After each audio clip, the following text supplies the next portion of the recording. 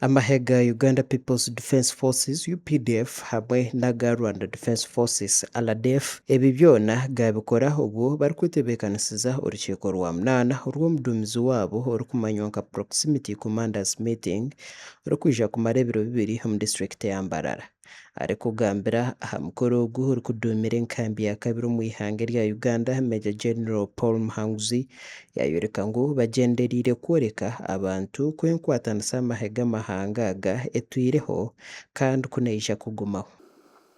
For as long as our leaders live and their Pan-African spirit lives, we shall work together for the common goal to protect Africa from colonial and neocolonialism. Owayebembera amahega Rwanda omu mikoro y'erizooba ori kamanda wa 5th Infantry Division Major General Ruchika Lusisi yayoreka ngu okubyara emiti kishemereire okworeka ngu eki amahanga abiri gagendereire kukora kirengire okubyara emiti kwonka. Our presence here today carries a message that goes beyond the planting of trees. It is a demonstration of unity, partnership and shared responsibility.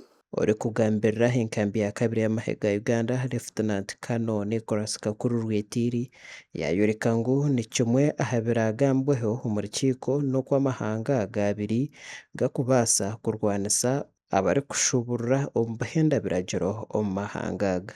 Itwe ka UPDF hamwe na RDF twatanisize nitujumirira ekintu cy'abantu kumabara bararabyaho ibintu batina urusa kumabara kurabyaho ibintu butari buryo bwikire.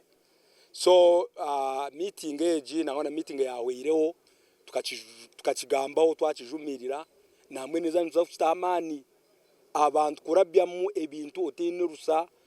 Bamwe abebembezi abahiko mu rukiiko oru bayoreka ko bakubeire nibashaba bikorwe omu kunyweza enkwatanisa hagati y'amahanga gombiri.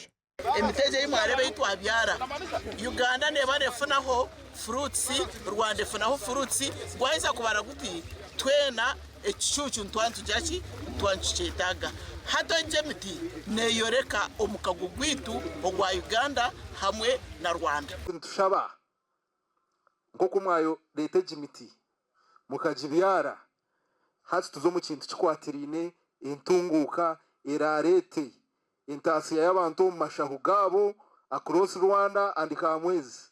Our meeting should address protecting this stream at the border. Kamwezi is dry, Nyagatare is dry. And the only water source going through between us is drying up. Didn't you see it when they were digging, when we were coming? We need to protect it.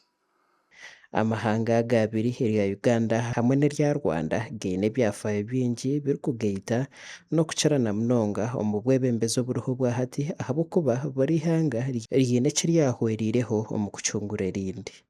Amakuru aga gashakwa Job Namanyapur omu Rukiga.